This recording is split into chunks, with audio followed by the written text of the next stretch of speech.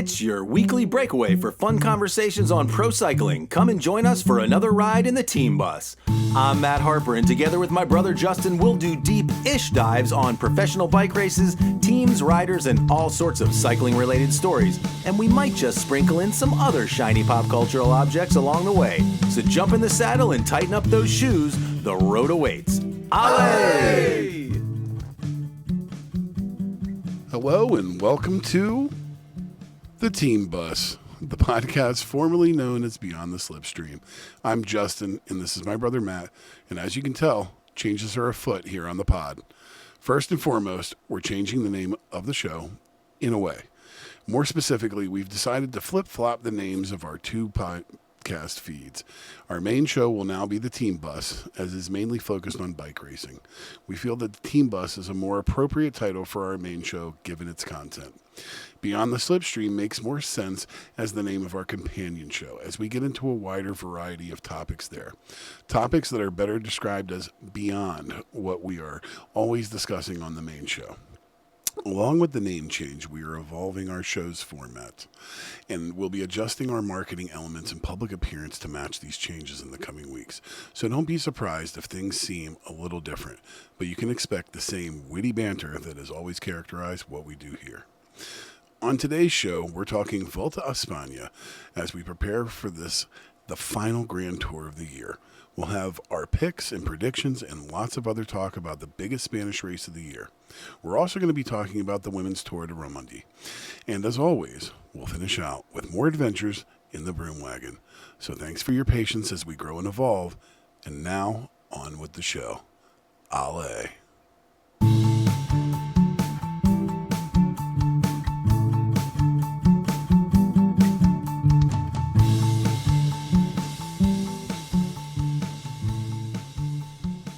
The 2025 Vuelta a España starts Friday, Matt. What are you most excited about? I'm excited to get to watch bike races every single day for 3 weeks that are high stakes and well produced and easily available on my Peacock feed and hosted by, I would guess, Bob Roll and Christian Vandeveld on the weekends, and who in God's name knows. Maybe we'll get McCrossin during the week. I don't know. What am I? You don't think we'll get Bob and Christian just the whole time? I don't know. I'm not sure. I'm kind of like, if I have, I assume that we will not have Phil unless maybe Phil does maybe a weekend or something like that. I assume no Phil, but I would love to see Bob and Christian the whole time. Like that. As would I. Even though I give respect to McCrossin, he's good at what he does. And honestly, you know what's funny about Anthony McCrossin? I just noticed, like that guy is on every promotional thing. Like, he was all through that Visma thing.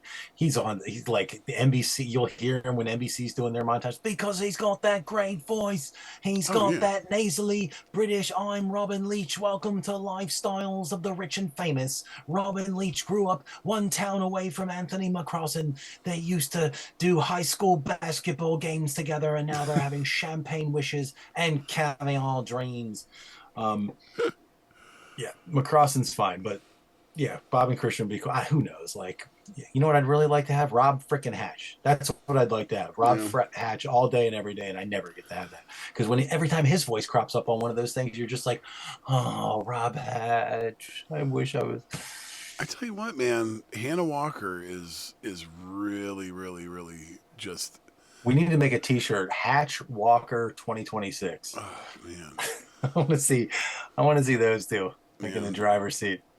She is getting so much better, dude. Like, I want her to be like the permanent side piece. Yeah, she just seems to get better and better with each season. At the very least, you know how in like their coverage. I mean, I'm sure it's probably the same way at the Tour. We only get to hear their coverage during the Giro, more or less, yeah. As it now stands. I think at the very least, Hannah needs to get bumped up from like rove reporter and like boots on the ground to one of the people in studio that's like popping through and coming on to commentate. And frankly, she should be the last, like at the end. Mm-hmm. Like, she should go to top spot of all the guys. Maybe she's not the only one. She's part of the crew that all sit in because those bike races are awfully long and people need to go and have lunch. But like when the chips are down, Look, she needs to be there with if Dan Rob. Lloyd is doing commentary, all right, like Hannah Walker needs to be doing commentary. See, this is the trouble though. This is the trouble because what Hannah, I love that this is the first like 4 minutes of our Vuelta conversation. No, what Hannah brings to the table is kind of though what Rob brings to the table. Her gifts are the same gifts that Rob has. She is really, really good at like illustrating the story with a fantastic choice of words and really good cadence and really good modulation. Oh yeah, And she's good. just Good pronunciation too. yes, she paints a really good verbal picture, which is like that's what that person needs to do. And then you have the counterpoint to that person who's like the color person, Right? The guy that's coming from racing or the whoever it is, you know what I'm saying? So in that sense, pairing her with Rob Hatch might be not the right recipe. Okay, put her with Dan Lloyd in the midstreams and put Sean Kelly and Rob Hatch together. Call it done right there. I like that. I really like that actually. I really like that. All right. We'll have to pretty soon they're gonna have to bring Jose Bain in there too because she's got freaking skills. She's really good too. Let's get this Vuelta to España, man. So here's what I'm really looking forward to answer your question: Jonas Vingegaard winning a Grand Tour. Okay. Yes. How about just the fact that we do not have to watch Tadej Pogačar run away with a race? I'm really looking forward to that too. That sounds wonderful. It was very interesting. Yes, it was very interesting this week as I was doing my show prep, where I was like, oh man, look at this list as I was putting together my list of GC contenders, and I'm like, this is a crazy list. Like, I feel like Jonas is probably your runaway favorite for sure. He's gonna win. I think he's going to win. Injury or catastrophe, right. He's just gonna win. But looking at the other, like what I consider to be your top contenders, Egan Bernal will be here, who has looked good lately. All right, I think if he comes in with good form, and we haven't seen him for a hot minute, so he should be coming in quite fresh. Egan Bernal is a solid choice. Sadly, it sounds wonderful. It does. Let me comment on these riders as you introduce them. Right. That sounds wonderful to me. It ain't gonna happen. I got 5 guys ahead of Egan Bernal, but I do. Well, he's not on my podium. If you were asking my podium, he's not on the podium. Who, Bernal? Yeah, no. I mean, is there like an outside chance in some crazy happenstance that Bernal squeaks onto the podium? I'd say maybe. He was 6th overall at Burgos. He was 7th on GC at the Giro, which arguably had a tougher field. 7th. Could he jump up to 3rd? Oh, I think that's possible. I don't have him on my podium, but nor do I. But do I think that he could come in 3rd? Yes. Do I think he could get a top 5? Absolutely. All right. Well, so we're agreed that Vingegaard is the top seed number 1. Like he's gonna be on top. But let's think about positions 2 and 3 as we go through. But, 2 for me. Don't state your picks. Let's give our picks at the end. Okay. All right. I'll just go down my list. Sadly, we will not get Richard Carapaz. I saw that news today that he will not be racing. Which you said that they really haven't announced much of their team, so we have no idea what's going to be going on with EF. No, not at all. Not at all. I know that JV was extremely upset with all of the stuff that happened with the Tour of Romandie. We'll be getting into that in the next segment, but.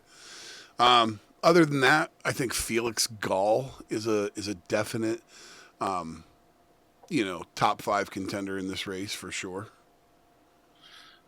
Felix Gall was 5th at the Tour de France. His weak spot, one of his weak spots is technical downhills. There are not nearly as many technical downhills at the Vuelta as there are as there were at the Tour de France. Also, Felix Gall has got what looks to be possibly a very good domestique in Leo Bizot. You've seen what this kid's done? Mm-hmm. He took a third podium spot at the Vuelta a Burgos. He's 20 years old, and he got a fantastic stage win as well. This was a week ago. So that to me is of the people we've mentioned so far, that would be, I would say, my best shot for a podium of the ones we've talked. Mm-hmm. Definitely I like him better than Bernal, and whoever else it was we were just talking about. All right, who's next? Zhao. Carapaz. Well, the pair, the very the very dangerous pair from UAE. Yeah, this is the conversation. Zhao Almeida, who I think is the only real competition for Vingegaard. Yeah. Well, Zhao's teammate might also be competition, depending on he has it. Condition is my opinion there. I just don't think. Yeah, Juan Ayuso in great form. Like we just don't know. He crashed out of the Giro. Was in rough shape when he exited the Tour. Giro. The Tour. No, the Giro. Wasn't the Giro? One of them just wrecked out of the Tour.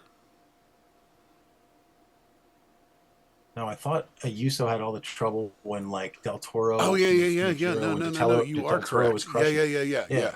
So I'm saying, so he has had probably 2 months of recovery, and if something miraculous has happened and he is in really good form, which I don't think will happen, but it's possible.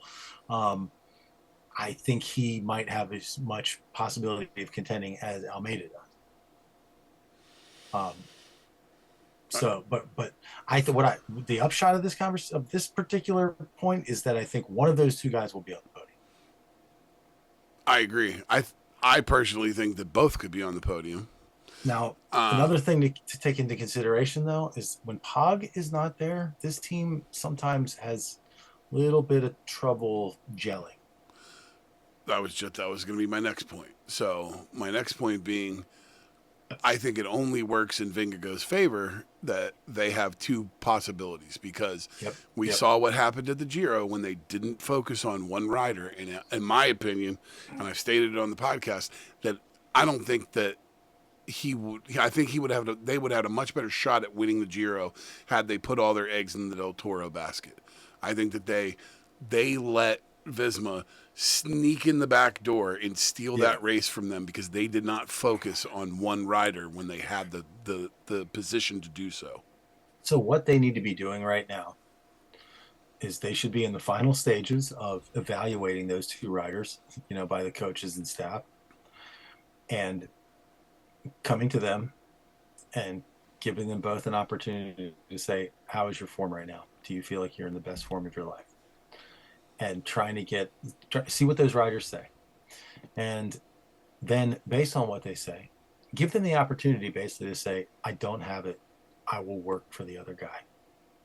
But if they're both like, I'm ready, I'm strong, I'm ready to go, like I'm your guy, then they take their own assessment of the situation. They look at all of their numbers, all of their training data and all that kind of stuff. And make the hard choice. Get the 4 or 5 decision makers together and make the hard choice, and then sit that other one down and say, here's how it's going to be. We're not doing 2 leaders this time. You're working for Joao. I just think that's not going to happen. I think they're going to do what a lot of these teams do when there's 2 captains or 2 possibilities, and they're just going to. But I feel like this just happened to them in the Giro. It was the same exact situation. I literally agree. That's what I'm saying. But the question is, are they going to learn from their mistakes? Do they even view it as a mistake? You know what I mean? It's yeah. Now I do have some GC outsiders that I would like to throw out there for you. Mm-hmm. All right. Ben O'Connor. Mm-hmm. So I I think that I don't, you know what I mean? I definitely think that he has an opportunity if he can really work through and stay in the hunt that he could get a top 5 or, you know, on an outside shot on a podium. Jai Hindley. Yeah, I don't necessarily see him as an outlier. I mean, he's won a Grand Tour before. Like he's on the Red Bull team. He's got this Pellizzari guy, who's been crushing it this year. This young dude.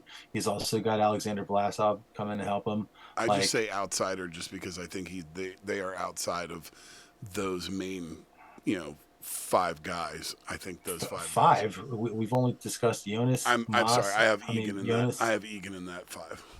So sorry. Yeah, I know you disagree. Well, that's only 4. Ayuso, Almeida, and Felix Gall. Jonas. Oh, and you put Felix Gall up in there. Yep. Yeah, I mean, I don't know. I think Hindley is as likely to do it as Gall. Maybe not. I don't know. He crashed out of the Giro. He raced Burgos a week ago. He was 25th. So, but it's not uncommon for guys who are gearing up towards Grand Tours to, you know, kind of take it very easy in a warm-up race like that. Right. So I don't know. Gall has had more success recently for sure. So yeah, he's probably the better pick. And he does have Bizo. I don't know who else he's got, but that's going to be a good match. I have Matteo on my list as well. I could see a top 5 for Jorgensen. I could see a top 5. I could also see him being the parachute if anything goes wrong with Vingegaard. And in parachute, he could slide into 4th or 3rd. Yes. As a parachute, depending on how things play out. Yeah. I have Derek G on my list. Yeah, I like G. 5th at the Giro. Yeah. Didn't do the tour. Should be fresh. Been doing nothing but training. I made a complete idiot out of myself like 2 shows ago, and I was like, have you even heard a single mention of Derek G at this entire tour? And you're like, no. And I'm like, oh, that's because he's not in the tour, you dumbass. I have Pidcock on my list. Hold on. With Derek G, in support of Derek G, one Matthew Riccatello, who is having a nice little season. I think he could take I think he could take a stage. Yes, I think he could too. I think we're going to have more on Matthew Riccatello a little bit later. Let's But yeah, I mean, I think Derek G could also grab either a stage or a podium or both. Now, I have Pidcock in my GC contenders, but I also think that Pidcock could easily take a couple of these stages because there's a couple of these like really like not super climby but kind of hilly days where he might be able to get on a move like out front. But he can also win a super climby day. We've seen him do it multiple times, including on the Alpe du effing Huez. So he can win a big climby stage as well. There's a lot of like uphill finishes in this thing, ton of them. And then my very last one, and Pidcock just won a stage of Arctic Race in Norway. Yes, he did. He actually looks really good right now. Yeah. And then my very way outside was Louis Meintjes. You forgot about Antonio Tiberi. Oh yes. Oh yeah. You know what? I don't have him on my list. You're absolutely right.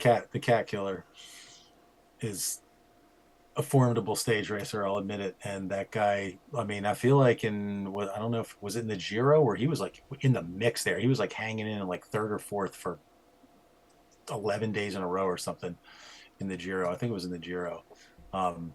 He has the capability of really challenging in a Grand Tour, and so he's on my list as well.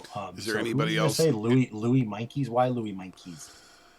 Just not a chance because in the world. He hasn't been racing. I haven't seen him, a lot recently, and he does well in these kind of climby, but not, crazy. I think his downfall will be the really, really steep days. They're doing what's the one called that they're doing? It's the crazy.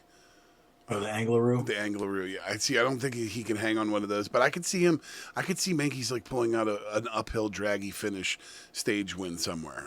Like I said, I don't know. I I think he's better than his results of late. I do. Okay. All right, let's go on to sprinters. I think that we'll probably both agree on a clear number one here, because this is just not a sprinter's race. No, it's not. Who do you think is going to come out on top as far as the green jersey is concerned? The same guy you do. Mads Pedersen. Yeah. Yeah.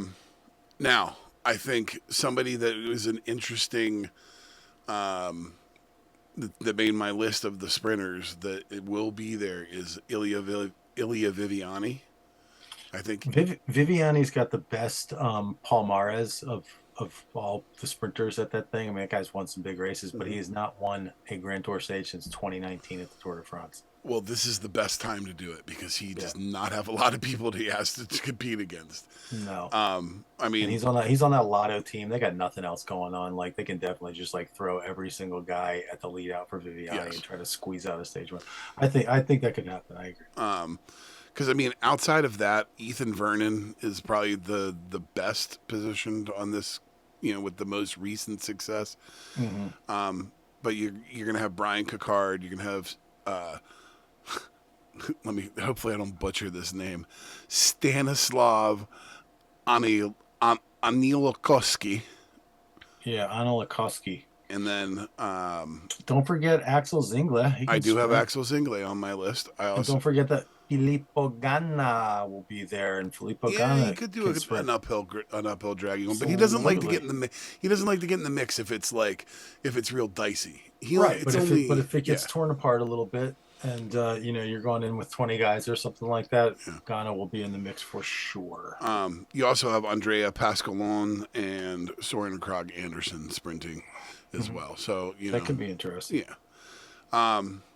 As far as young rider is concerned, I think that Juan Ayuso is probably your likely winner if he is in the mix.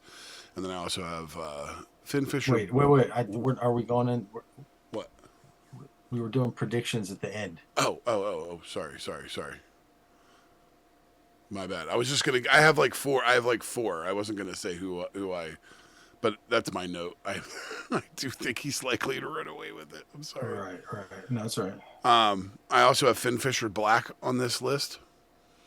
All right. He's looked he looked really, really good last week.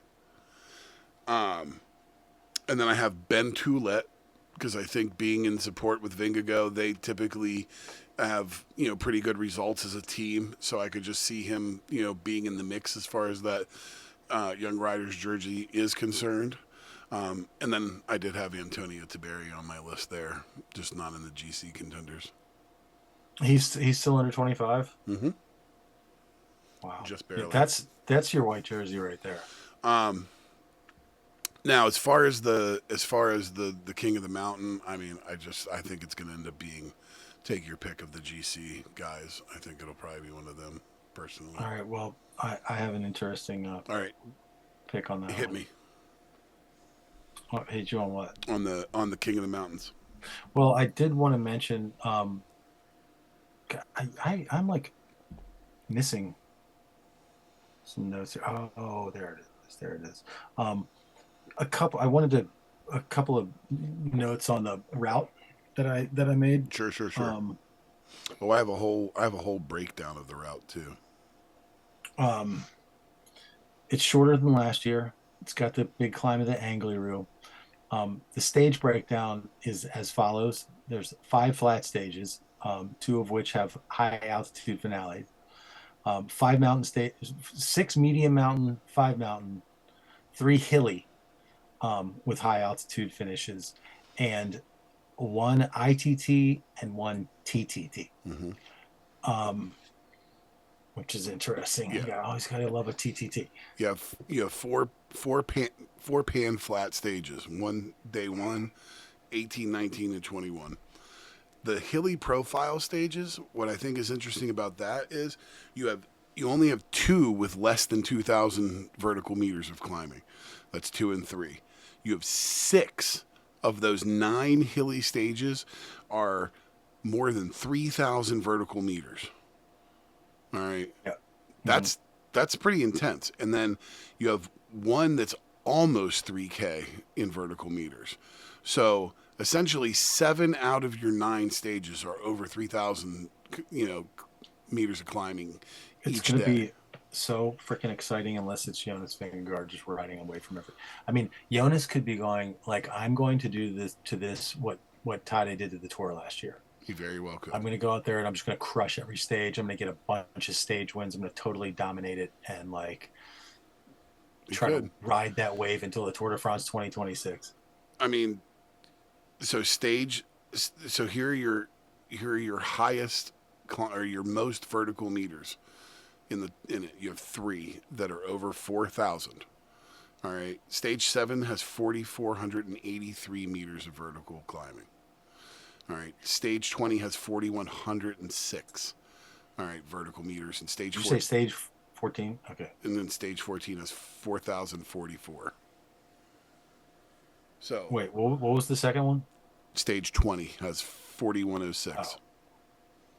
Gotcha. Stage 20 is brutal. It's like the end of it. It looks literally like like you put a straight line on your piece of paper because it goes straight up.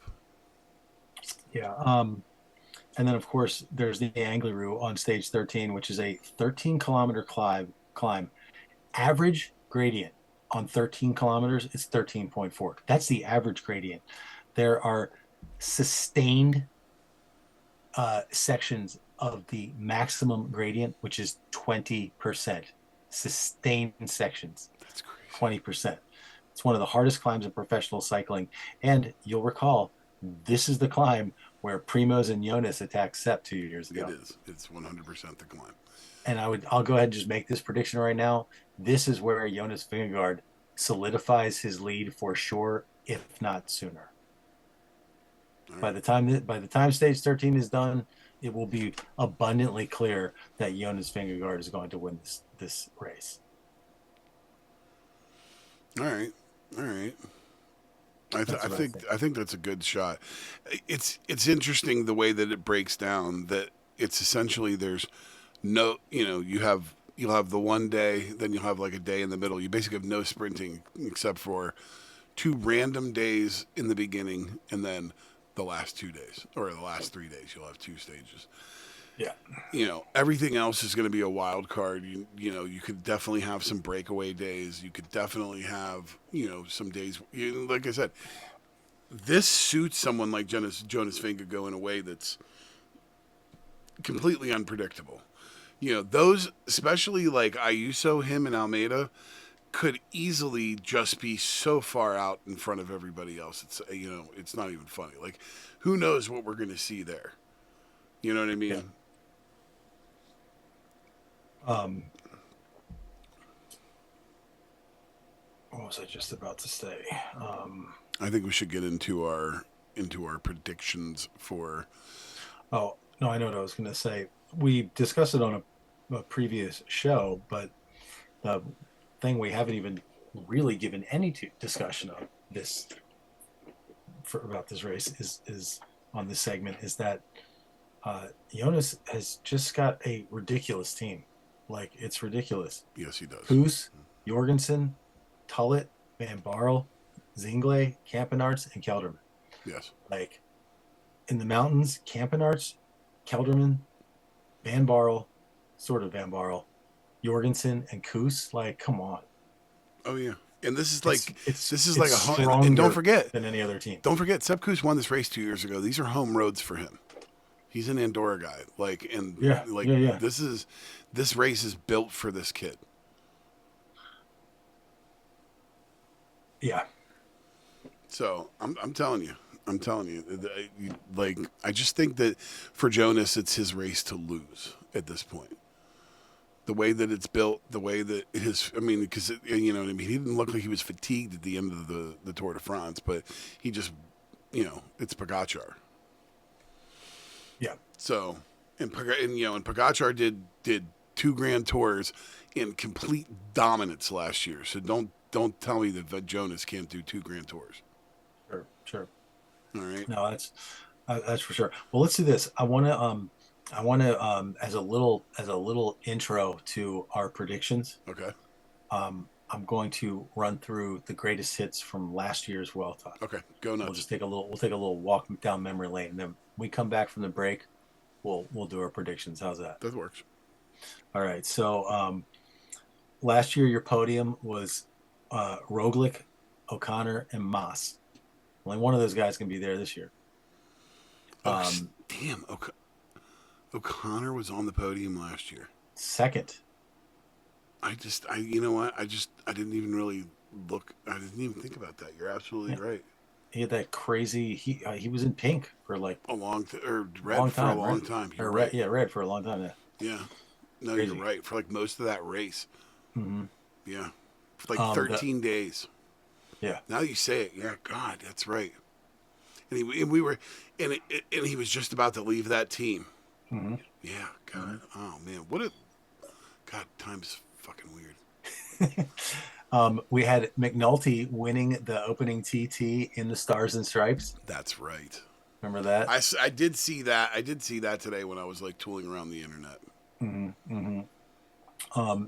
Caden Groves' supremacy. Mm-hmm. Mm-hmm. And what Groves gave us in the Tour this year. Well, and don't forget, we also had the extreme disappointment of Wout van Aert having to leave the green jersey. That's right. He left.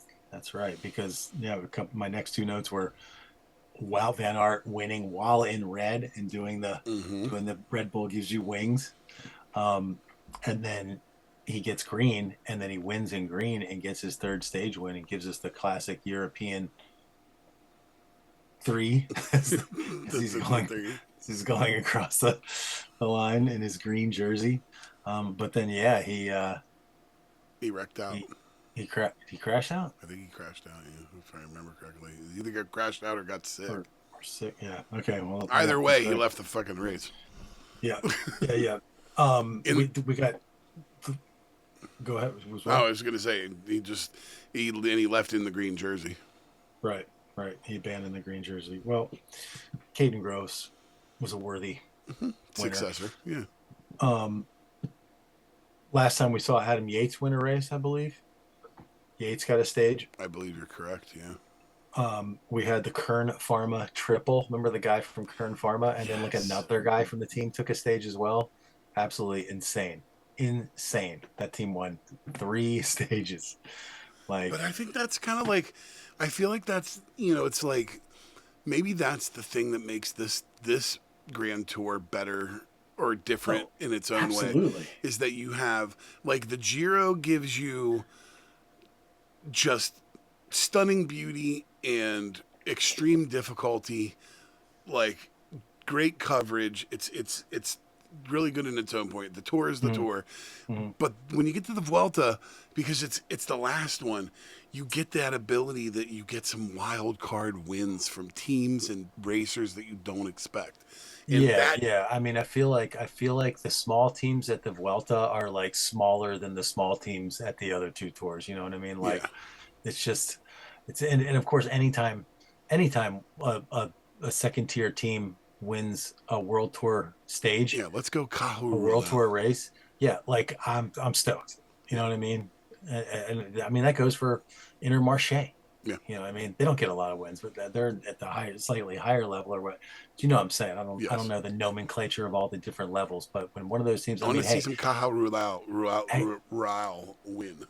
Hey, I want to see Watts win the Italian national championship. You know about that guy? Yeah. That guy's already on a team. Yes. No, and he gets to race immediately. Yes. Conchi or Conca. Yeah. Mm-hmm. And he gets to race like immediately. It's friggin' awesome. Love it. Absolutely love it. All right. On that note, and then wait.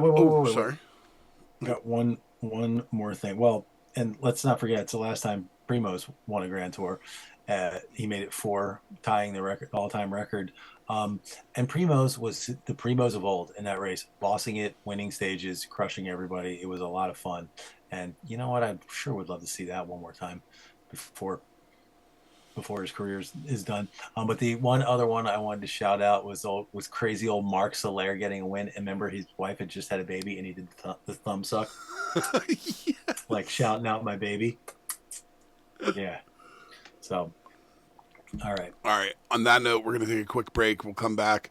We'll finish up our talk on the Vuelta, and then we'll get into a kind of controversial race at the Tour of Romandie.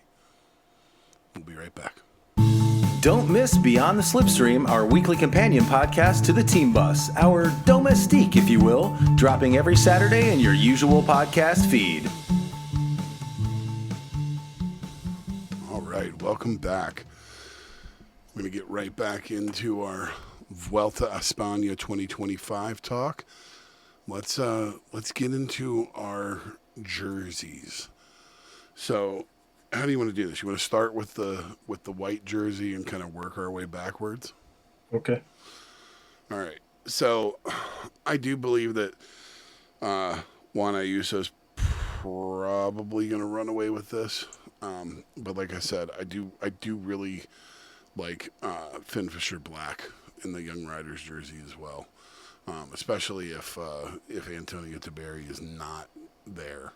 I do think Taberi gives Ayuso a good run for his money if he has a good race. But I think that's where you need to be leaning. I think we're going to see a repeat of what we saw in the Tour de France, where the fight for the white was also the fight for the third step of the podium. I think you're probably right. Or maybe we could see that. There could be a possibility of that. There could be others involved in that fight for that third step.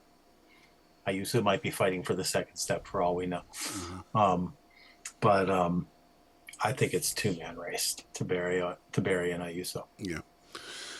I'd love to see Finn. I would too. I think he deserves something like that. I think he's been racing really well. I think he's been being a great teammate. So I would love to see him with a little bit of success, mm-hmm. especially on like a big stage. You know what I mean? All right. So I mean, do we think anybody but Mads Pedersen is going to win the green if he stays healthy? No, we don't. Yeah, I mean, I just for as versatile as Mads Pedersen is, I think this race suits somebody like him because I think that he can make it through, and I think that it will suit him in some of those draggy or sprints that we're going to come into in this race. It's going to be the Giro d'Italia all over again for this guy. Like this is his season. Even though he didn't go to the Tour, this is still like the season. Like his dominance not only over the Giro, but in so many other races. You got to say it's one of his best seasons of all time, if not the best. And like, there's nobody to compete against him. He is going to have fun mopping up every sprinting prize available in this race. And I don't even think he's going to have to expend a lot of energy to do it. I think it's interesting that if he does take this green jersey, that means that Little Trek takes 3 green jerseys in the same year. Because Milan. Oh, yeah. Interesting. Wow. Yeah. The 3 green. Yep. The green triple. The green treble. Isn't that interesting? Yeah. I just, like I said, I would love to see Ilya Viviani give him a run for his money. I just don't see it happening. I just really don't. I'm with you. But you know what? I will enjoy getting to have Ilya Viviani in my eyeballs for this race. Yeah. Just see what he can do, see what he looks like. He was the guy at one time. Like you got to go way back. It seems. I know. Like, we talked Ilya about Viviani. He had his little 2-year reign. Yeah. It was probably right before Caleb Ewan had his. Back then, but it was like, he was just the guy. And he was like, God damn it! I can just remember being like, freaking Viviani won again. I'm so sick of that guy. You know what I mean? Like, and now it's so and now funny. You're rooting for him. It's like as soon as you're not getting it, you want it. When you're getting it too much, yeah. So okay. I think that you have a hot take on King of the Mountain, so I'm going to let you go because my personal feeling is I think that Vingegaard, if he wins the race, is going to take the King of the Mountains along with him. Yeah, you're probably right. I have not looked deeply into how it's structured because I know that in some of the Grand Tours, they structure the points differently to make a sort of by default win by a GC contender less likely. Because they want to spread those jerseys around. So I'm not sure, but I just on a lark stuck Matthew Riccatello in there, the American boy. Like I said, I think this kid's. I think he can pull a stage, no doubt. Yeah. Let's have some fun.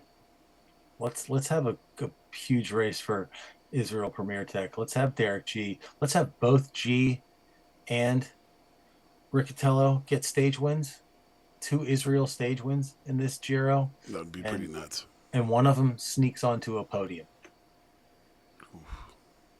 A stage win for each of those guys, and one of them gets a podium. Either Riccatello in the KOM, or G, possibly on the big stage. Yeah, Riccatello could definitely get on the podium of the King of the Mountains. Yeah, for sure. It's gonna be fun. Yeah, it'll be interesting to see how it goes because there's a shitload of categorized climbs in this race. I mean, there is tons of them. So glad Pidcock is going to be there without having to worry about Pogačar or Van der Poel or Van Aert. Like, you know what I mean? Oh yeah. The road is going to be wide open in front of that guy on a couple of occasions in this race. I can feel it. By the way, no Matthew Van der Poel in the World Championships this year. Oh, really? Why? Mm-hmm. Don't know what. I don't know what the why is, but I read that today when I was going through the news. Wow. So, interesting side note. All right, on to the big one, the red jersey, the GC champion. What is your podium? Sneaking on to the third step of the podium. I don't believe he has ever top 10'd a Grand Tour in his career. Third step of the podium, Giulio Ciccone. I think it's a good pick. That man's having a great season. Yeah, he is. I think that's a solid pick. I think Mads is not going to be needing a whole lot of help to do what he needs to do in this race. My third, I really think will be Juan Ayuso, with the possibility that it's Felix Gall. I think those two guys will probably be fighting for the third spot, in my opinion. On my second place, I just think it's going to be João Almeida. I just don't think I have Almeida. Okay. I have Almeida in second as well. And then I think we can both agree that we think Jonas is going to win this. I think we've said it enough times already. Yeah. I think the race is built for him, and it's his to lose. He's going to be completely imperial. It will not be exciting in that regard. But lots of other good stuff to look forward to, and Absolutely. that is our look 25. Look, I'll be just fine watching Jonas win. I like to watch Jonas win. Absolutely. That's my team, so I'm all right with it. I can't wait to see Jonas win. Exactly. On that note, I hope he gets a bunch of stage wins. I do too. I would love to see him just come out and just hammer it. Just thrash it. Yeah, it'd be because I mean, if he's just there in the lead the whole time and he doesn't make it exciting the way the Pogačar does, I might find it less satisfying. But if he comes out and he takes 5 stages and he's doing this coming across one of the lines, yes, give it to me. Jonas giving us a big hand up. Crazy. All in. All right, do it. On that note, that'll do it for our preview of the 2025 Vuelta a España. And why don't we change gears and we'll get into a little bit of talk of the Tour of Romandie. All right, you the definitely Tour of Romandie, Femmes. Femmes, yes. You definitely do better stage analysis. So why don't you break us down with stage one? It was an individual time trial. Yeah, Tour of Romandie, Femmes, 3-day stage race, starting with a TT, a really cool kind of climby TT.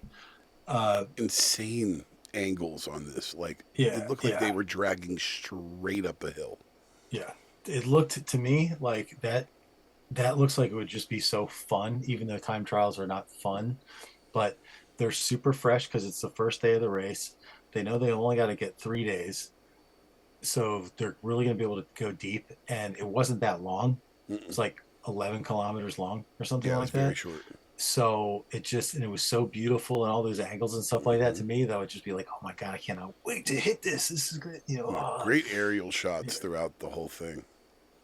Yeah, it's so funny. Like, I just wonder if the racing locations like mean anything to them, or if they're just so focused on the racing and stuff. It's like it's all just the numbers. Like, you know what I'm saying? Like, Mm-hmm. do they get stoked because they're going to get to ride through a cool part of town, or like does that not enter into it at all? It's just like it is 16% here, and it is 5% here, and there's a left turn here.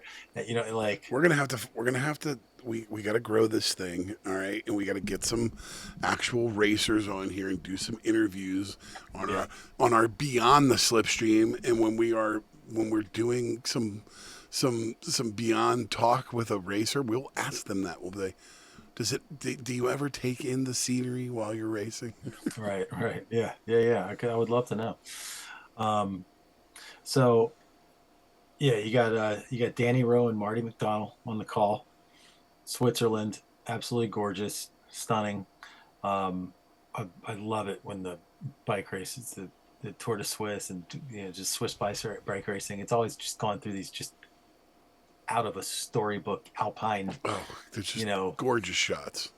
little towns and hotels, and it's just incredible. So before the race starts is the biggest news of the race of all, which is that 5 teams were disqualified by the UCI from the race. It When I first learned of it, it seemed as if it was a voluntary. There was like that 5 teams had withdrawn, but I understand exactly what happened. Now, the UCI in advance of the Rwanda World Championships. World Championships is and on the heels of many rider safety issues, and as recently as last year on the women's side of the Pro Peloton, the poor woman that died, like lost in the woods. Yes, because they could not find her. Right. So this goes back. You can trace a direct line of this back to that. They want to experiment with using GPS trackers on riders' bikes. They told the teams, you need to select one rider from your team in the Tour de Romandie, Femmes, to be the carrier of the testing GPS tracking unit. Each team's got to cough up one rider. Please let us know which rider that will be.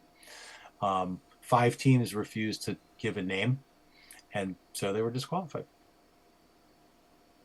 It's as simple as that. And how much research have you done? What is the reason? Why were these teams opposed to doing this? If it is in the name of rider safety, if the UCI is the big bad guy here, I'm here for it. But like, I just don't understand. I don't see what the opposition was. My guess is they don't want to let people in to their, essentially into their room to see what they're doing. In their room? Why are they in their room? It's a tracking device. If I had to bet, it has to do with they don't want people involved in whatever they're doing as far as race prep. or how they're setting up the bikes or something. It's got to be like, because why else are you going to refuse unless you're trying to So that it's in some way gives an unfair advantage. Like, well, if every team access to the team. I don't know. That's what I'm saying is that, I'm just thinking maybe they don't want them in their race course, installing shit on their bikes. It's the only thing I can figure. I don't understand, because it doesn't make sense to me. It's like, first off, like, don't they all have racing computers anyway? Like, why don't the racing computers have a GPS component? Like, why does there need to be, like, and if it's something other than that, like, we can't put, Apple Watches on the riders? Like, I guess I don't understand the why this isn't already a thing. Like, why aren't we already tracking the GPS of all of these riders, especially considering that they're going 60 kilometers downhill, 60 kilometers an hour downhill, on bikes, where you have, we've had Gino Mater go off the side of a mountain, the girl last year that went off into the woods, obviously, like, when Remco had his, everybody knew where he was, but still, like, you would think that GPS on riders would already be a thing. And yeah, that woman's name, by the way, is Muriel Ferrer. Yes. Google's AI tells me that the primary reason teams opposed to the UCI's GPS tracking units was the method of implementation, not the concept of tracking itself. Teams were willing to use GPS for safety, but objected to being forced to choose a single rider for the test, which they viewed as discriminatory and potentially disadvantaging that rider. They also questioned the UCI's liability for the devices. Like I said, I feel like GPS tracking is something that they're all doing anyway on Strava and everywhere else. So, like, how this isn't already a thing doesn't make a lot of sense to me. So, I don't know. I personally think it's crazy, and I think it detracted from the race, and I don't think they should have been disqualified. I think they should have been allowed to not participate if they didn't want to participate. You want to hear the detailed breakdown of what their problem with it was? Sure. They said it was they did not like the discriminatory selection. The UCI required each team to nominate one rider to carry the GPS, which the teams argued singled out a rider for disadvantage compared to the teammates. Liability concerns. The teams were unwilling to accept responsibility for the installation, maintenance, or potential issues with the devices, particularly in case of accidents. So it's like, all right, so, like, we're going to have your mechanics coming in, like, this is like one extra thing that we have to look after during this race. And then if it gets fucked up, like, so that seems reasonable to me. Control and data rights. I think this is probably what you were getting at. The dispute also highlights a larger ongoing struggle over who controls data collected from riders and their bikes. Lack of collaboration. Teams felt the UCI was imposing this system rather than collaborating with them, citing a lack of clear communication and justification for the chosen implementation. Shocking that the UCI well, of course, is getting something wrong. Previous issues. Some teams also mentioned a lack of trust with the UCI stemming from past issues with rule implementation and communication, exactly what you were just saying. And the VLAN factor. The fact that many of the opposing teams are part of VLAN, a group developing their own GPS tracking system, added another layer to the conflict. Yeah, like I said, I just think it's, and again, you know what? Screw the UCI for not letting them opt out and not participate. Like, what a joke. Just do better, UCI. Like, yeah, could have been handled a lot better. I just feel like it's this ongoing thing with them with safety, where it's like one step forward, two steps back on every possible thing. Inconsistency with the yellow card system, inconsistency with their, relegation of riders and who gets relegated and why. And, I don't know. Do better. You're absolutely right. Just do better, dude. Like, UCI, do better. Yeah. All right. Well, let's get into it. Yes, three please do. stages. The stage one ITT winner was Paula Blasi from UAE Team ADQ. This is not a rider who was really on my radar. I feel like I've heard her name a few times, but yeah, no, she's not somebody. didn't really know anything about her. But she comes up real strong, wins the ITT, and with it all 4 jerseys. Yes. This is like a thing I would like to track. Is like, how many times a year you see on an opening of a stage race a rider get all 4 jerseys. So it would have to be somebody that's under 25. Number one. Yes. There has to be basically no King of the Mountain points. They'll definitely, yeah, they'll get white and yellow, yes. And they will there have to be no King of the Mountain points, or they'll have to win those. And no sprint points. No sprint points, or points on the line, and they win the one, or they get the 1 point for the win. Right. So, it happens. I'd like to know how often it happens. Yeah. That a rider holds all 4 jerseys in a Grand Tour. And I will say, about stage 1, Zegart looked good. All right. This was, and we'll get into it as we go along here, but Zegart looked really, really good in this time trial. Yeah. Urska coming into her own. And Lebu in third. Kind of just set things up for the race. In a way, Blasi kind of announced herself, though, because she was sort of there or thereabouts in the mix on the next 2 stages. Mm-hmm. So stage 2 was 2 laps of a 47-kilometer circuit, followed by like a 13-kilometer climb, average of 7.5%, definitely the queen stage of the race. And it was won by Elise Chabet of FDJ Suez, who would go on to take the overall. She was half a head above everyone else in this race. I'd say with the exception of Zegart, and the only reason that she got ahead of Zegart is bad descending. Yeah, true. So on the second stage, I guess it got whittled down to like 20 riders, with the names you would expect there from the field: Blasi, Lebu, Chabet, Mavi Garcia, Urska, Mulman Pasio. Wasn't Castelline there too? Castelline, Mulman Pasio, Ivanchenko, Michaela Harvey. Blasi looking super good, 10Ks to go. Harvey's back there getting dropped. Blasi comfortable in the yellow. Gets whittled down to an elite group of like 5, but with like 6 kilometers to go.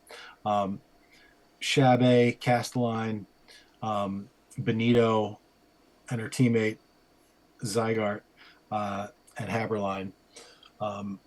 And Benito does a really nice setup for Urska. Zegart, who attacks like 5.6 kilometers ago, drops Haberline, whittles the group down to just Zegart, Chabet, Castelline, the cream of the crop from that group. There was a moment of real bad form from a Phoenix Decunic S1E, who that pulled the bottle away, refused a bottle to Steffi Haberline on a super hot day on a huge mountain. The commentators were not happy about it. Danny and Marty. No. Really, like, this is that was not. It cool almost was all. like a pull away too. Like it was. Oh really yeah, he deliberate. saw that it was. Yeah. He saw it and was like, nope. No, it was totally deliberate. Right. And it's like, I get gamesmanship, but at some point there's like a line that gets crossed when it comes down to like rider safety and just common decency when riders are out in the baking hot sun going up some endless climb on a mountain, and like you're talking about a water bottle. Like, come on, guy. Like, this is not gonna make or break a difference in this fucking race right here.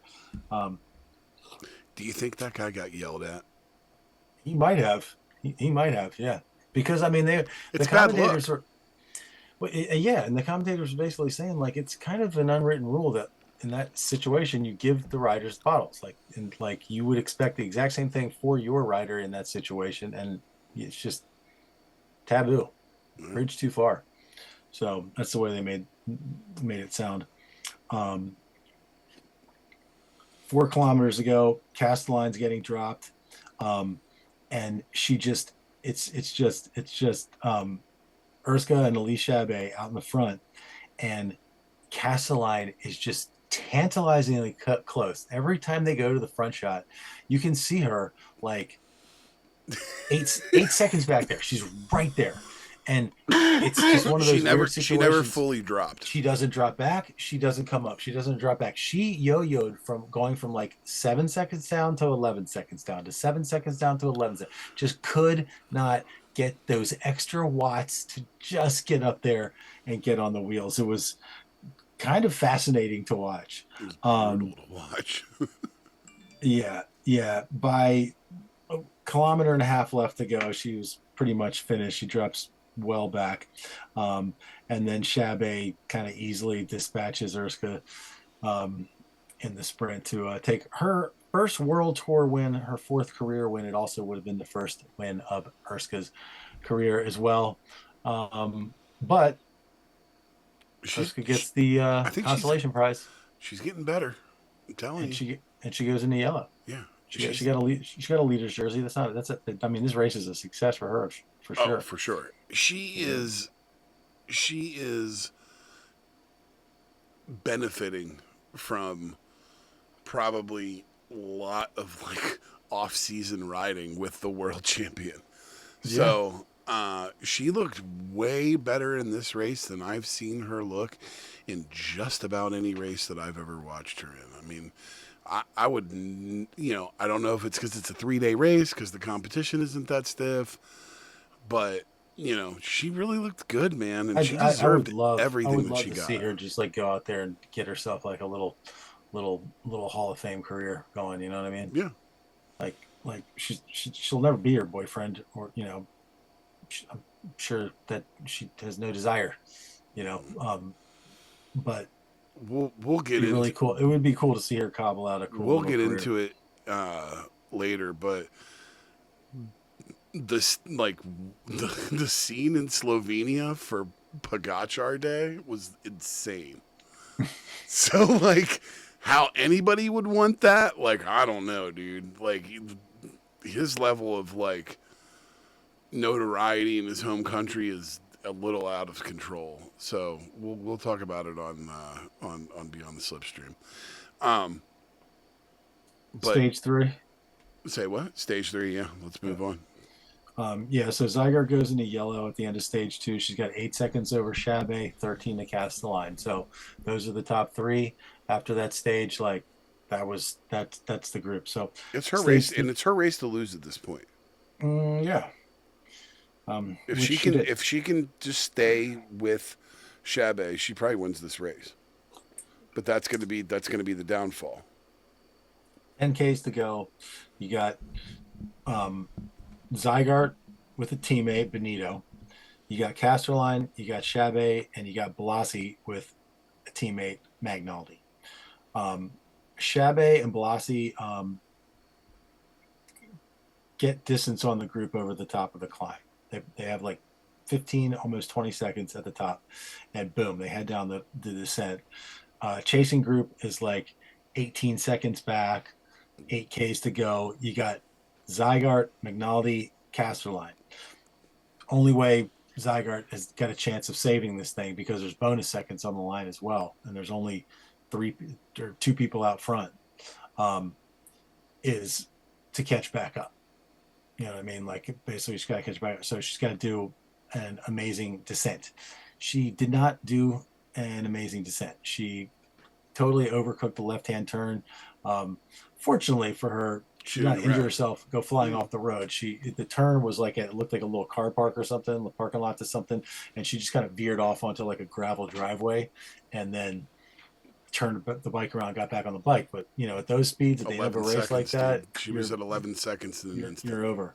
Lost a bunch of time, and you're just not coming back from that.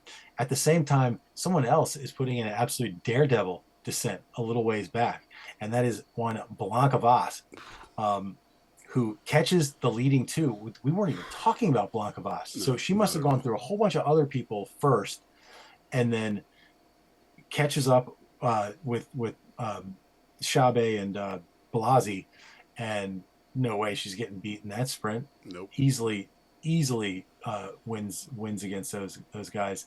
But Shabe's got more than enough to grab the overall yellow. Blasi hangs on for third. And in the end, Elise Shabe is your winner with Urska Ziegart at 7 seconds in second, and Yara Castelline in third at 20 seconds back. Really very exciting end to stage 3 when it was like when Voss had caught up and it was like a 3 versus 10. Awesome, very exciting racing. I really enjoyed that stage. Yeah, I just that if she works on her downhill a little bit and on her descent, Urska. Oh yeah. She needs some help because she can't be in control of a race and then lose it on the descent when she's with the same rider. Like, she has to be able to keep up with Elise Chabe on the descent. And I mean, it's not like she's got some kind of track record of not being able to descend, that, or maybe she does, that I don't know about, but like, it's quite possible that she just overcooked the quarter one time, and it's just like, a mistake and an unfortunate one that probably cost her a stage race win. But hey, her boyfriend hit the deck in the Tour de France, if we don't forget. Yeah, he also overcooked a left turn in the Strada Bianchi and then went on to destroy everybody by 3.5 minutes. He went into a bramble bush. It was right, and did like a cartwheel, somersault or something. Yeah. But no, came out without a scratch. It's a fun race. It was fun to watch, and sad that 5 teams basically didn't participate in it. But what are you going to do? Especially considering that one of those teams was our beloved team, Visma Lease Bike. And one of them was our other beloved team, EF Oatly. Yeah. And JV was like had a lot to say on this particular subject. What did he say? You mentioned that. What did he say? Just basically that it's not fair for the UCI to impose on these teams when they don't want to be part of it, and agreed that safety is a key thing. But I think that at the level of competition and parity that there is in the women's pro peloton, that I don't think giving people access to your data is something that they're interested in. I just don't think it. And I think enough of it's out there already. The practical side of it, it's just when you're talking about, like, there is not a square millimeter on any one of those women's bikes that has not been thought through to the nth degree. You know what I'm saying? Their entire lifeblood is keeping those bikes in perfect shape and knowing every little thing about them and planning for every contingency. And the UCI is going to be like, hey, stick this piece of plastic on the bike and it has to go. It's like, no, like, we can't just like stick something on the freaking bike. Like, that's, we're far too fine-tuned to just be like, oh yeah, no, this you need to work with us to come with something that's going to integrate. And especially considering that with a little bit of thought and a little bit of care, they probably could have put something on the bike without it being an impedance. And that's why I'm saying, like, I don't understand how you don't just make it part of the head unit. Like, how do you not make it just part of that? Like, that, like, doesn't that make, is it because that thing can be removed, it could fall off in a wreck? Like, put it in their helmet. No, I think it's because they don't want their data being shared with whatever the software is that the UCI will need to run their perfect thing. Put it in their helmets. Then it's on the rider. It's not on the bike. All right. Give them something that it can easily be installed in any helmet that's got its own power. All right. And make it part of the helmet so that it's on the rider, but it's not an impedance on the bike. There's a million ways you could do this. All right. Yeah, that's just why it seems strange, because it seems so easy. Yeah, like, I mean, if you're talking about, like, okay, this is a Wahoo element, right? Right. It's like, so like if you look at that and compared to like the size of my head, so Well, and I'm sure you could do it with something that's like a third this size. Yeah, that's what I'm saying. It could be the toe tiny. of this thing, just a little Because it thing. doesn't need a screen. It doesn't need anything. It just needs to be able to send out a signal. Yeah. Well, I would reckon then that, well, first of all, several of the teams did use them, so we will now have data from those teams saying how it was doing this race with them, and maybe it'll be like, oh, it wasn't a big deal, and none of them will be bothered by it, and like the UCI will have usable data, and the other teams will just have to get in line. Yeah, we probably won't. We will probably never hear about this again, to be honest with you, until something gets implemented. Oh, I'm sure it will remain a story to some degree. Well, you have anything else on this, or do you want to go ahead and take a quick break and come back for a quick ride in the Broom Wagon? That sounds good to me. All righty. Hang in tight. We'll be right back.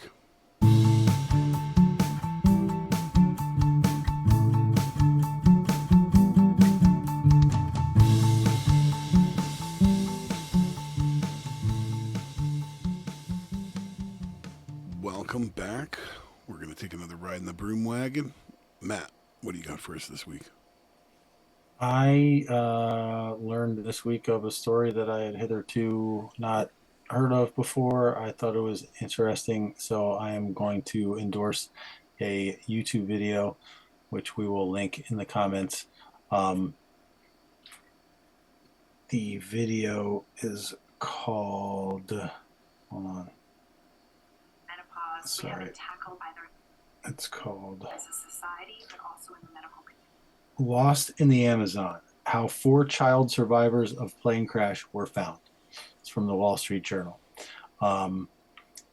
Did you hear about this story from, I think it was like 4 years ago or something like that? I mean, if I did, I don't remember.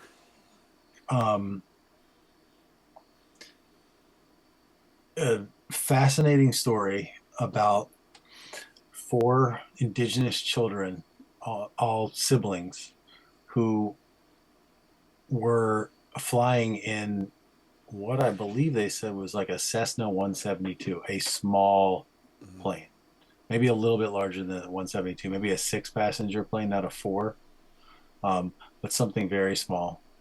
They were going from a very remote airfield near where they live to a slightly larger airport in like a larger town. For some reason they were trying to get to some place to improve their situation or something like that, I feel like, and some kind of opportunity that the mom was chasing. They went with their mom. I think it was, with the mom, the pilot. There may have been one other adult in there. The 4 kids were jammed in the back. The plane is experiencing, like, the engine's cutting out, and the guy radios for help at one point, and then he gets the engine back up again, and he radios back in to say, the engine's back up again. I'm looking for a place to land, but if I can't find something, I'm gonna have to try to ditch in the jungle. And they say that it is possible. It has happened in the past where a plane has been able to kind of like drop into the dense canopy at the top of the jungle and kind of be kind of rescued. You know what I mean? Like it's almost like a landing on, I don't know, something, that breaks the fall and, is relatively soft. And, well, if they're coming in stable with no engine, I mean, they can slow the plane down pretty well. Right. They can try to set it down as gently as possible, but there's no way it's still going to be a whole random chance element where if you happen to land on a spot where there's no branches underneath it, you're going to go straight down. You know what I mean? Like, so anyways, the plane basically does that. It ends up like kind of nose down on the floor of the jungle, and all of the adults are killed and all of the children live. And there is a manhunt for this thing. It is like the most dramatic thing you've just ever heard. They are certain. They go in, like, they find the plane almost immediately because, you know, it's got some kind of beacon or something like that. And there's very clear evidence that, like, the kids are alive. There's evidence of activity, and stuff was pulled out of the plane, and they can see all this stuff, all this activity that went on there, which, just thinking about these poor kids that have just like lost their mom and now they're in the middle of the jungle. And like, I mean, one of the kids was a baby. She was 1 year old. The oldest kid was like, I think, like 11 or 12.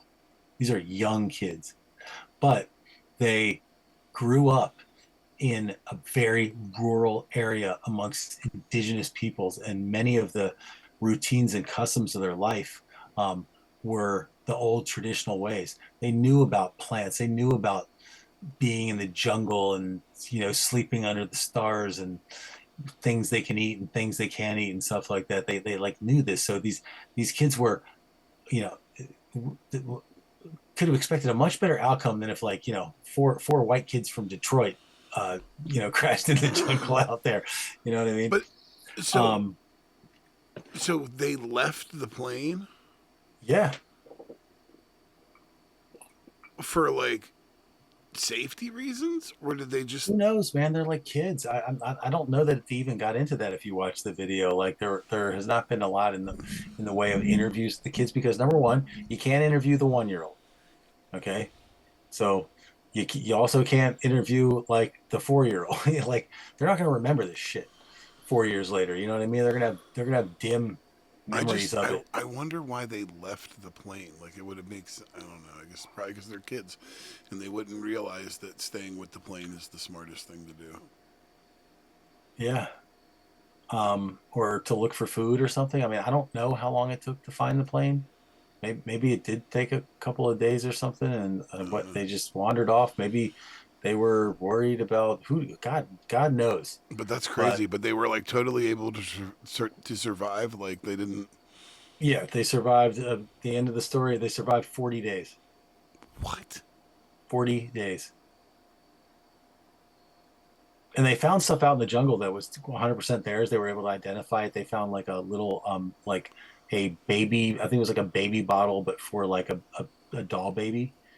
And like, they showed the picture, and like, you know, somebody related to the kids is like, oh yeah, they definitely had that toy right there. Like, that's definitely theirs. And like, they found a pair of shoes later on. Just 40 days. incredible. It's so incredible. How far did they get?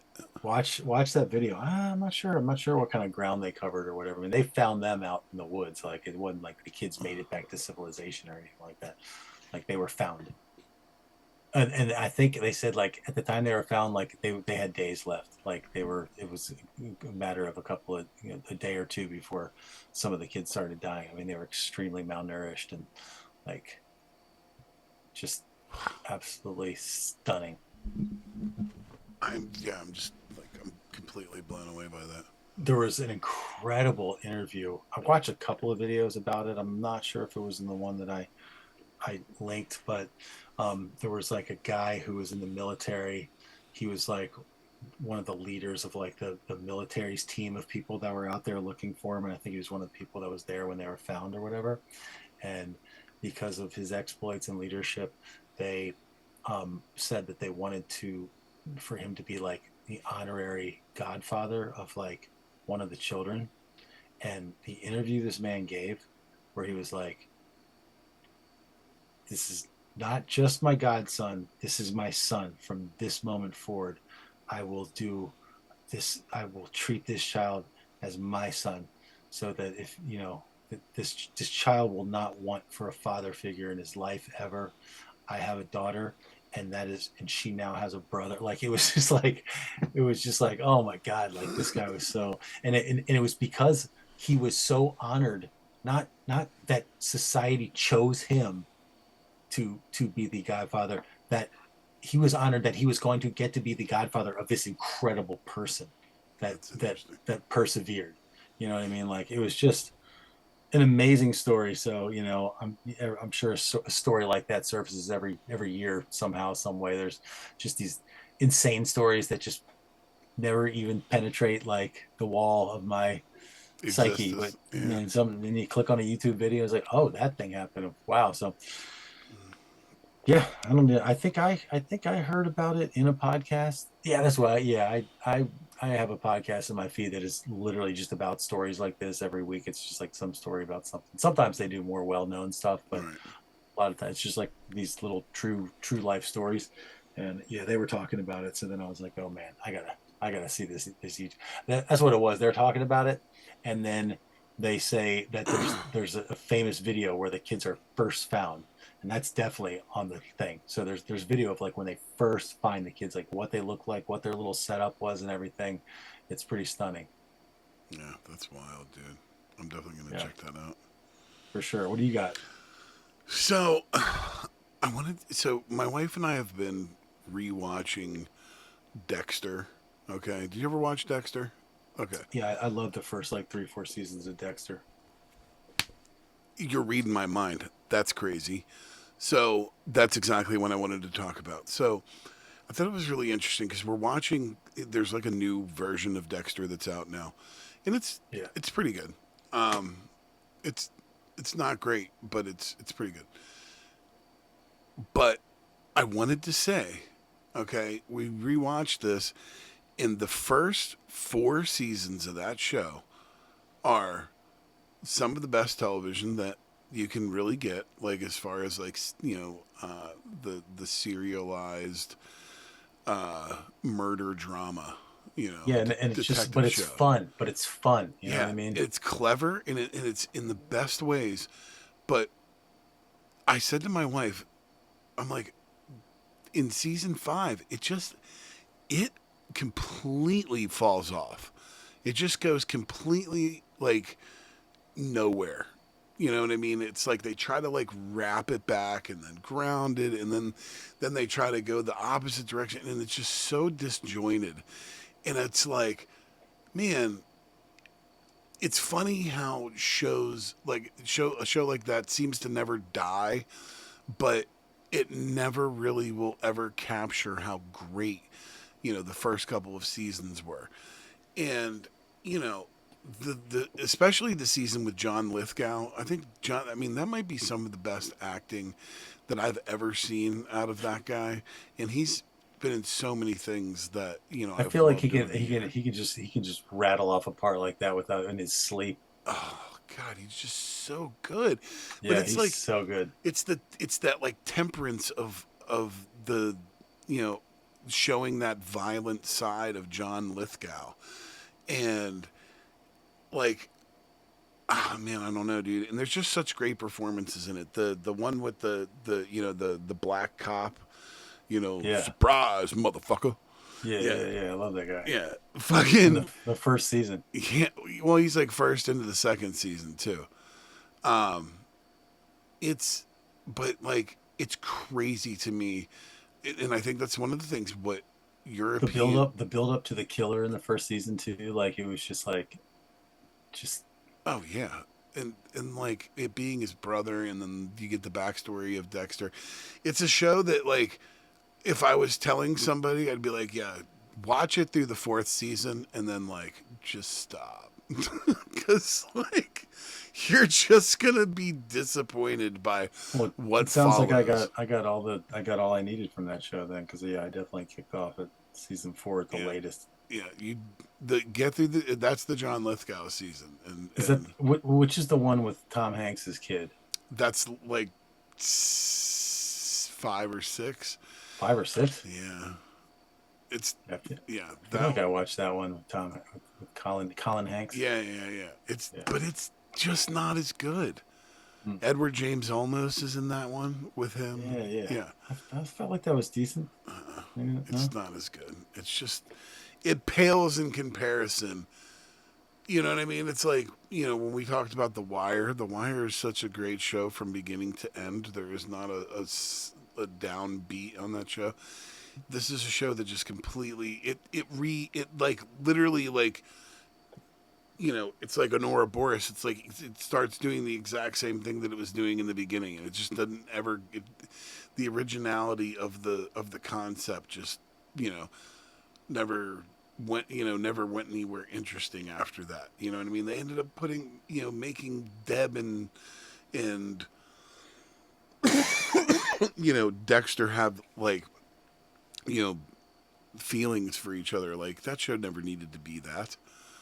You know what I mean? That show was was best when putting him with crazy women. You know what I mean? Like that. Yeah. When he would pick, like, the only good thing about what after Rita died is that he got like this cadre of other women to like play off of. Yeah. So, but yeah, I just wanted to say, go back, rewatch Dexter. Just stop at season 4. I feel like Dexter was one of the shows from like the early days of streaming. It's like one of the very first shows I ever watched on streaming. Yeah, I guess I don't remember watching it on DVD. So yeah, I'm sure it was probably early streaming. I think it may have come out on cable, but I'm pretty sure like that was one of I did not watch it when it was first out. I can remember like one year at Hilton Head when like we were all there with like Andy and Laura and us, and like I can remember Laura talking about that show like before I had ever watched it. So that had been like way back when. Of course, the show's been out for what, 20 years or something probably. Yeah, dude, it's on its like third like revival. Yeah, it's the show that won't die. But I will say the new show has it's got it has an interesting cast. It's him, Batista comes back, and his kid, who was in the middle iteration, the like when he came, when they rebooted it. But David DeSmalchin is in it. I don't know if you know who he is. I know you're a movie file. You would know this guy. Google David DeSmalchin real quick. You'll know exactly who this guy is. He's in a friggin' million movies, and he just keeps getting bigger and bigger roles. You'll know. As soon as you see this guy, you'll know. He's been in a million things. Oh yeah, Last Night with the Devil guy. I like that guy. Yeah. Yes. Yeah. He's in it. Peter Dinklage is in it. The guy that played Cam on Modern Family is in it. Neil Patrick Harris pops up. I just heard something else Dinklage is going to be in. I can't remember where it was. But it's if you catch up with it so that you're caught up with the storyline, it's pretty good. And Dinklage is dude, Dinklage is Dinklage. He's so good in just about anything that guy touches. Love that guy. Yeah. So, but yeah, that's it, man. Little Dexter talk this week. My wife's coming home from the beach from the hurricane, so I haven't really been doing much TV watching. Well, I enjoyed the walk down memory lane with Dexter. It was a fun show. All right, dude. Well, that's all for this week. Join us next week for coverage of opening weekend of the 2025 Vuelta, España, and a whole lot of other racing action. Until then, for my brother Matt, I'm Justin Harper. Thanks for listening. We hope you'll join us soon on another ride in the team bus. Ale.